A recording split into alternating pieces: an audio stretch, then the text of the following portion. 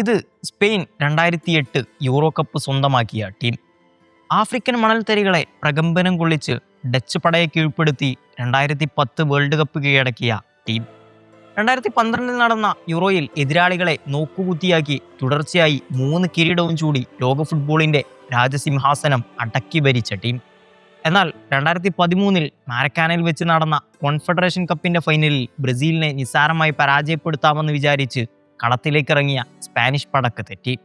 അവിടെ മെലിഞ്ഞ ശരീരവും ചെമ്പിച്ച മുടിയുമുള്ള ഒരു കാനറി പക്ഷിക്ക് മുന്നിൽ സ്പാനിഷ് പടക്ക് അടിയറവ് പറയേണ്ടി വന്നു. അതെ, Neymar da Silva Santos junior.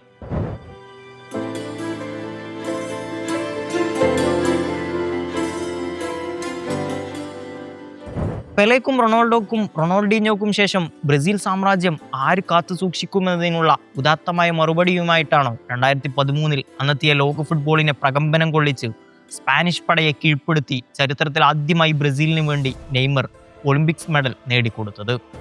ആ മത്സരത്തിൽ ഗോളടിച്ചും ഗോൾ അടുപ്പിച്ചും നിറഞ്ഞാടിയ നെയ്മർ മാൻ ഓഫ് ദി മാച്ചായി തിരഞ്ഞെടുക്കപ്പെടുകയും ചെയ്തു. അങ്ങനെ ബ്രസീൽ ജനതയുടെ സ്വപ്നങ്ങളെ തൻ്റെ ശിരസിലേറ്റി ബ്രസീലിലെ മാറക്കാന സ്റ്റേഡിയത്തിലേക്ക് ആ സ്വർണ്ണ കിരീടത്തെ തൻ്റെ ജനതയ്ക്ക് സമർപ്പിക്കാൻ നെയ്മറും സംഘവും മാറക്കാനയിലേക്ക് നടന്നെടുത്തു. കലാശ പോരാട്ടത്തിൽ നെയ്മറിന്റെ ചടുല നീക്കങ്ങൾക്ക് മുന്നിൽ പലരും അടിപതറി സമ്പ ചുവടുകളുമായി നെയ്മർ മൈതാനങ്ങൾ അടക്കി ഭരിച്ചപ്പോൾ റൗണ്ട് ഓഫ് 16 ചിലിയെ പരാജയപ്പെടുത്തിക്കൊണ്ട് ക്വാർട്ടർ ഫൈനലിലേക്ക്. അവിടെ ഏറ്റുമുട്ടാനുണ്ടായിരുന്നത് കൊളംബിയയായിരുന്നു. മത്സരത്തിൽ 2 ഗോളിന് ബ്രസീൽ മുന്നിലെത്തിയപ്പോഴാണ് മത്സരത്തിന്റെ 86-ാം മിനിറ്റിൽ ഒരു മാരക ഫൗൾ കൊളംബിയൻ താരം സുനിക തുറന്നിടുന്നത്. മാറക്കാന സ്റ്റേഡിയം നിശബ്ദമായി. ഗ്രൗണ്ടിൽ പടയുന്ന നെയ്മറെ സ്ട്രക്ചറിൽ കൊണ്ടുപോകുന്ന നിരാശാജനകമായ ഒരു ദുരന്തരാത്രിയായിരുന്നു അത്. അന്ന് ഫുട്ബോൾ പ്രേമികൾ സാക്ഷിയായത് ക്വാർട്ടർ ഫൈനലിൽ കൊളംബിയയെ പരാജയപ്പെടുത്തിക്കൊണ്ട് സെമിയിലെത്തിയെങ്കിലും ജർമ്മൻ പീരങ്കികൾക്ക് മുന്നിൽ അടിയറവ് പറഞ്ഞുകൊണ്ട് അവർക്ക് 2014 വേൾഡ് കപ്പിൽ നിന്നും പുറത്തേക്ക് പോകേണ്ടി വരുന്നു. കാലവും കാൽപന്തും ഉരുണ്ടുകൊണ്ടേയിരുന്നു. ദുരന്ത നിമിഷങ്ങളെ വകഞ്ഞുമാറ്റി നെയ്മർ വീണ്ടും തിരിച്ചു വന്നു. നെയ്മറിന്റെ മിന്നും പ്രകടനം കണ്ട് ബാഴ്സലോണ അവരുടെ മുന്നേറ്റത്തിന് ചുക്കാൻ പിടിക്കാൻ വൻതുക നൽകി അവരുടെ മുന്നേറ്റത്തിലേക്ക് നെയ്മറെ എത്തിച്ചു.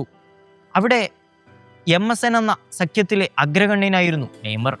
പക്ഷേ അവിടെയും പരിക്കെന്ന 3 അക്ഷരം അയാളെ പിടിവിടാതെ നിന്നു. എങ്കിലും തൻ്റെ അർപ്പണബോധം കൊണ്ടും കഠിനാധ്വാനം കൊണ്ടും വിധിക്കു മുന്നിൽ കീഴ്പ്പെടാതെ നെയ്മർ തൻ്റെ മുന്നേറ്റം തുടർന്നുകൊണ്ടേയിരുന്നു. ഒടുവിൽ നെയ്മറെ പാരീസ് സെന്റ് ജെർമെയിൻ റെക്കോർഡ് തുകക്ക് അവരുടെ ടീമിലെത്തിച്ചു.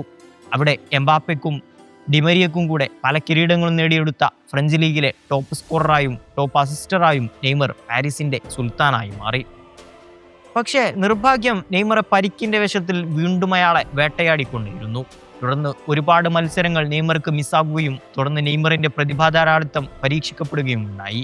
2019 കോപ്പയിൽ പരിക്ക് മൂലം കളിക്കാൻ സാധിച്ചില്ലെങ്കിലും 2020 UCL തൻ്റെ പ്രതിഭയെ ലോക ഫുട്ബോളിന് മുന്നിൽ തുറന്നു വെച്ചു.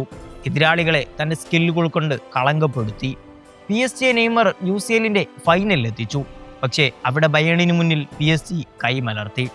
2021 കോപ്പ അമേരിക്കയിൽ നെയ്മർ ഇടം പിടിച്ചെങ്കിലും സ്വപ്ന ഫൈനലിൽ മറ്റു താരങ്ങളെക്കാളും നിറഞ്ഞു കളിച്ചെങ്കിലും പാപഭാരങ്ങൾ പേറി കളത്തിലിറങ്ങിയ അർജന്റീനയ്ക്ക് മുന്നിൽ നെയ്മറും സംഘവും പരാജയപ്പെട്ടു. 2022 നിരാശ തന്നെ ഫലം. ലോക ഫുട്ബോളിൽ പരിക്കുകൾ ഇത്രയും പിടികൂടിയ താരം മറ്റെവിടെയെങ്കിലും ഉണ്ടാകുമോ? ഒരുപാട് കഴിവുകളുള്ള താരമായിട്ടും ഒരുപാട് നേട്ടങ്ങൾ നേടിയെടുക്കാൻ കെൽപ്പുള്ള താരമായിട്ടും പരിക്കെന്ന 3 അക്ഷരത്തിന് മുന്നിൽ ഈ കാനറി പക്ഷിക്ക് അടിയറവ് പറയേണ്ടി വരികയാണ്.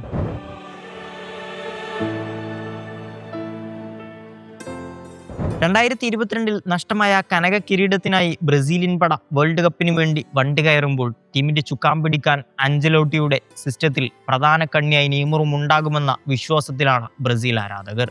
സാന്റോസ് ക്ലബിൽ നെയ്മർ പന്ത് തട്ടുന്നുണ്ടെങ്കിലും വിടാതെ പിടികൂടിയ പരിക്ക് മൂലം കളിക്കളത്തെ തൊട്ട് മാറി നിൽക്കാൻ മാത്രമായിരുന്നു നെയ്മറിന്റെ വിധി. എന്നാൽ ഒരു പ്രതീക്ഷ എന്നോണം ഏകദേശം 107 ദിവസത്തിന് ശേഷം നെയ്മർ സാന്റോസിന് വേണ്ടി വലകുലുക്കിയത് ആരാധകർക്ക് വലിയ പ്രതീക്ഷ തന്നെ നൽകിയിട്ടുണ്ട്. ഇപ്പോഴല്ലെങ്കിൽ പിന്നെ എപ്പോഴെന്ന് പറയും പോലെ നെയ്മറിന് എന്തുകൊണ്ടും ഈ വേൾഡ് കപ്പ് അനിവാര്യമാണ്. ഒരു വേൾഡ് കപ്പിനുള്ള ബാല്യം അവശേഷിക്കുന്നുണ്ടെങ്കിലും അയാളെ പിടിവിടാതെ കൂടിയ പരിക്ക് കാരണം അയാളുടെ കാര്യത്തിൽ നമുക്കൊന്നും പറയാൻ പറ്റില്ല. 2026 വേൾഡ് കപ്പ് ബ്രസീൽ കുപ്പായത്തിൽ അയാൾ ഉയർത്തി നിൽക്കുന്ന ആ സുന്ദര നിമിഷം കാണാൻ തന്നെയാണ് കൽപ്പന്ത് ലോകം കാത്തിരിക്കുന്നത്.